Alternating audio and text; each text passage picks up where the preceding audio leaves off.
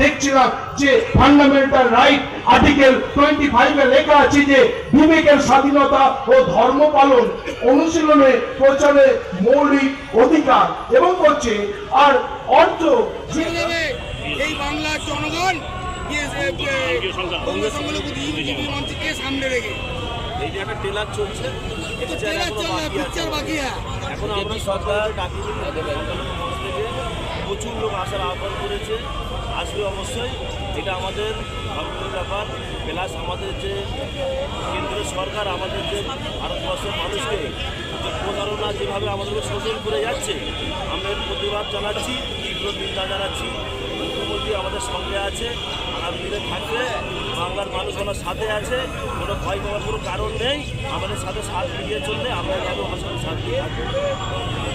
অধিকার নিয়ে আজকে আমরা আসতে মূলত কয়েকটা অধিকার নিয়ে আমরা আজকে আলোচনা করব, আলোকপাত করব। প্রথম ভাগ্যের বিষয় বলতে খারাপ লাগে, ধর্ম রাজনীতি মিলেমিশে একটা হয়ে গেছে। ধর্ম ধর্মের জায়গায় থাকবে, রাজনীতি রাজনীতি। রাজনীতি মানুষের গণতন্ত্রকে প্রতিষ্ঠা করার জন্য রাজনীতি করছে। রাজনীতি করছে মানুষের অধিকার আদায় করার জন্য, সংবিধান স্বীকৃত অধিকার আদায় করে নেওয়ার জন্য আমরা রাজনীতি করছি। কিন্তু ধর্ম, বিশ্বাস, আবেগ, সেটা ধর্মাবলম্বী হয়তো মন্দির করবে, মসজিদ করবে, করতেই পারে, সংবিধান অধিকার দিয়েছে। কে নাম দিবে, কি নাম হবে, কি নাম, এই নিয়ে এত বিতর্কের বিষয়, এটা কেন? এর বিরুদ্ধে আমাদের প্রতিবাদ থাকছে আজকে।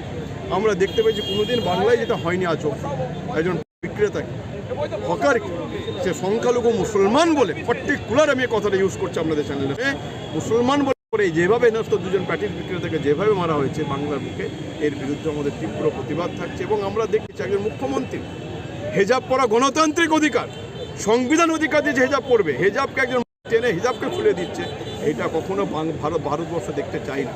এর বিরুদ্ধে আমাদের প্রতিবাদ থাকবে।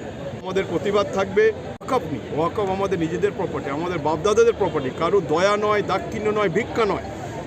নিয়ে ছেলে খেলা খেলছে, যে ওয়াকফ নিয়ে আজকের মানুষ যেভাবে পেরেশানিতে পেরেছে, পোর্টালে নাম তোলা থেকে শুরু করে প্রতিবাদ থাকবে আমাদের।